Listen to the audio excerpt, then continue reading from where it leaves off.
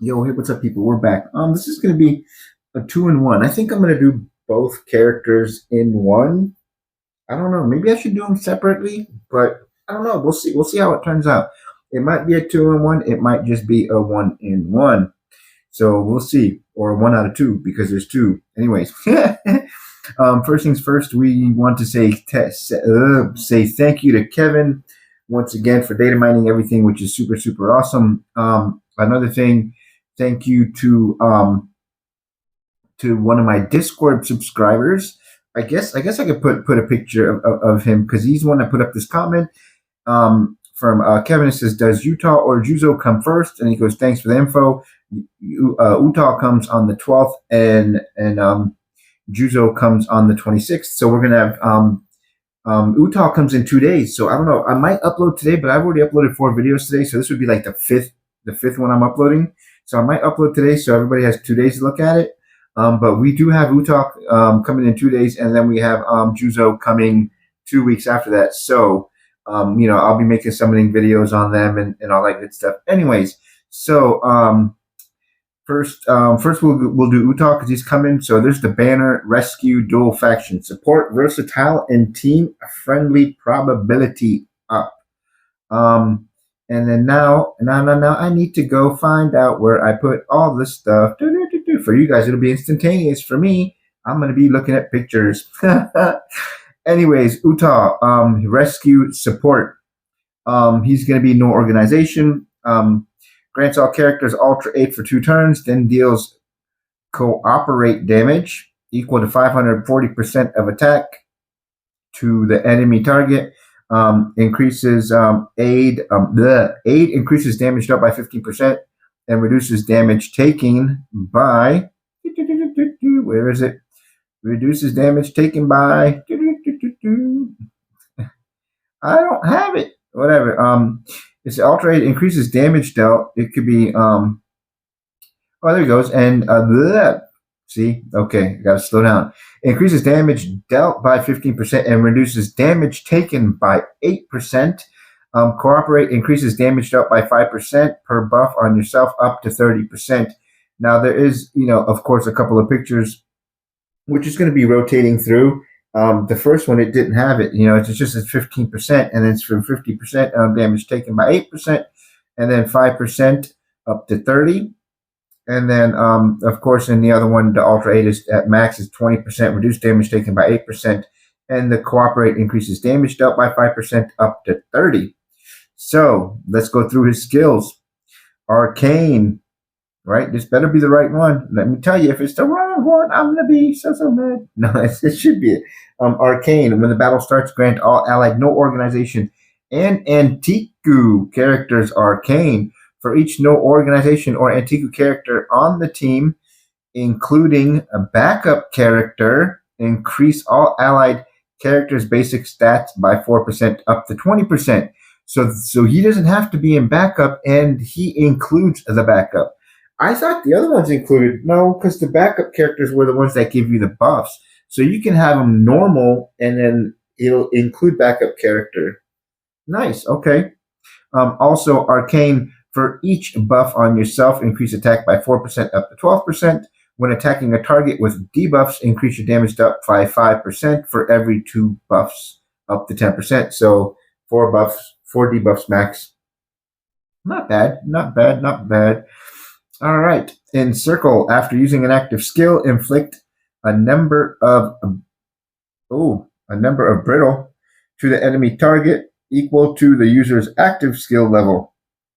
When your turn starts, if only Antiku or no organization characters used skills last turn, that's all you're going to have on your team anyways, there is no reason to have anything else on your team. There's no reason. None whatsoever. Inflict all enemies encircle for 1 turn. A brittle reduces the crit resistance by 10%, defense and crit defense by 6% for 2 turns, up to 3 stacks. Encircle. When taking damage, increase your damage taken by 6% for 1 turn, up to 2 stacks. Nice. I mean, it's not bad. So you do crit res and crit defense. But the only thing I don't like is encircle. So when you encircle, When taking damage, increase your damage taken. So I mean, you take 6% more.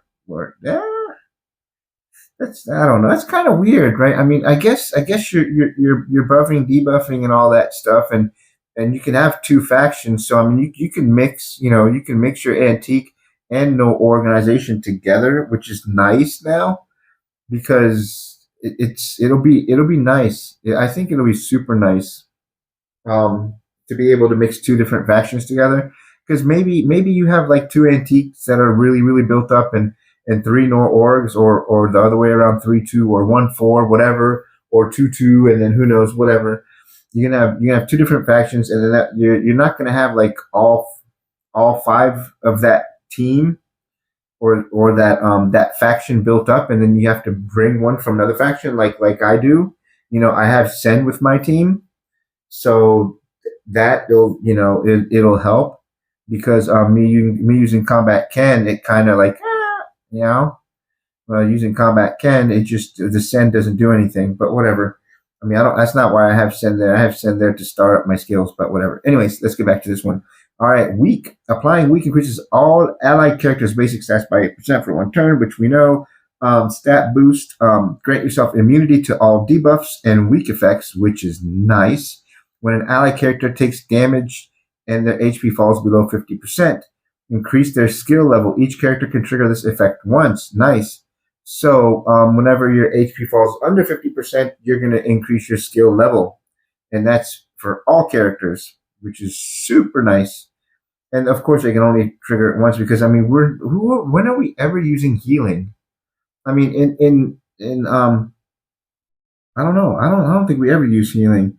And even if we do, like when I run healing and blockade breakthrough, my HP doesn't get that low, and my healings aren't that big anyways.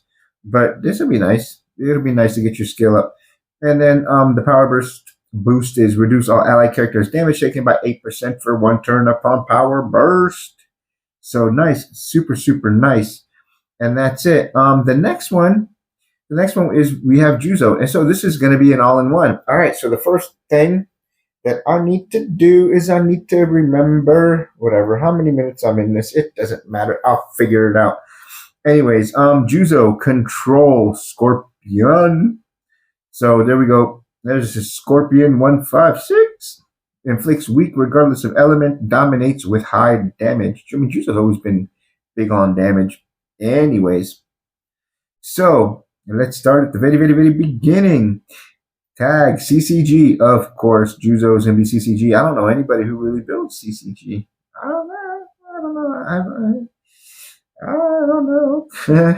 But whatever. Anyways, let's see. But I mean, Juzo is just nice. You can pretty much bring him to any team that you want if you want that extra damage. Anyways, deal ruin damage equal to 440% of attack to the enemy target. Ruin increases this skill's attack by 20%. If Poison Scorpion is active on yourself, increase crit rate by 40%. Those are some beefy numbers. Let me tell you, 20% attack, 40% crit. Oof, oh man. The thing is Juzo is usually an AoE attacker, and then this one is just a single attack. So that's the only thing I don't like about this one. I mean, I'm gonna summon and get one copy for sure, but I think that's exactly where I'm gonna stop because it's not somebody I'm gonna be using, and it's a single target. I'm so big on AOE, especially my team. My team I run is all AOE. Whatever. Anyways, let's get into it. Maybe his skills will clean him up a little bit. All right, when the battle starts, if all allied characters are CCG characters, increase all allied characters' attack by 20% and pen rate by 8%. When your turn, grant yourself one Poison Scorpion up to 3 stacks. Poison Scorpion, after using an active skill, consume one Poison Scorpion to immediately launch a bonus attack on the same target, dealing 160% of attack damage and applying 1 stack of weak. Can only trigger once per skill. So what you do is you can build up 3 stacks and use 1 stack per turn. So and I don't see it where you have to use all your stacks before you can restack, because we had another character or Ghoul that you got 3 stacks of something and you had to use 1 stack per turn and you couldn't build up your stacks until your stacks ran out. On this one, you can get up to 3 stacks, and then you use 1 stack, and if you stack back up, then you get, then you're always stuck at 3 stacks. So it's like a forever stack. You forever, you have it every turn. So I don't know. That's pretty nice. I mean, giving an attack 20% and pen rate 8% to everybody, to all ally characters. Now that kind of makes up for the AOE. I really think that kind of makes up for the AOE, giving 20% attack to everybody. Because I mean, that's huge. I mean, we're always talking about like when you look at weak and you're talking about 10% and power burst is 10% and stuff like that, and you're talking a full 20% to everybody. That's beefy. I kind of like that. I kind of like it. All right, cleanup. When an ally CCG character deals damage, inflict hunt to the target up to 4 stacks. At max stacks, inflict cleanup for 2 turns. And increase your skill level. Skill level increase can only trigger once per turn. Of course, that's fine. We only need it once per turn. Hunt reduces restoration rate by 20%, regeneration rate and lifesteal by 12%, and max HP by 4%, which is, I mean, come on. We really don't have restoration and regeneration rate. We really don't use that. I mean, kind of, I don't know. I mean, it's good. 20%, 12%, 4%. That's not bad, but still. I don't think it'll make that big of a difference. But, I mean, we'll see. Cleanup. When taking damage from CCG characters, increase damage taken by 15%. If affected by weak, takes 20% extra damage. When removal clears all hunt effects. See, this is another thing. They did this with Utah, too. But this is going to be only when we take damage from CCG characters. So when we're going up against CCG, we are weak and we increase our damage taken by 15%. So it's like a faction thing. It's just like they're trying to bring in like a faction system. So like, this faction is stronger than that one, like the red, green, blue, red beats green, green beats blue, blue beats red. And then we have, wit and this one we have whatever, I'll just say gold and black, light and dark. So, I mean, it's just magnifying that. But the thing is the increased damage taken by 15% is only gonna. I'm pretty sure it's only gonna be for him, not for the team. I'm pretty sure it's not gonna be the team. That would be kind of stupid. But hey, whatever. I digressed. Anyways, weak. Applying weak increases attack by 10% for 1 turn, and then cowardice. When dealing damage, inflict cowardice to the target for 2 turns. If an enemy is immobilized, immediately deal 160% death damage to that enemy. Nice. Cowardice reduces block chance by 8% if affected by weak. Decrease defense-related stats by 8%. Death. The damage deals. Okay, this damage deal 30% more damage to the enemy with HP below 25%, which I think is going to make no difference because usually when you're attacking somebody, they're not going to be sitting there with 25% HP. I just don't think so. I think if you hit somebody and you get them like under 50%, you hit them again, they're dead.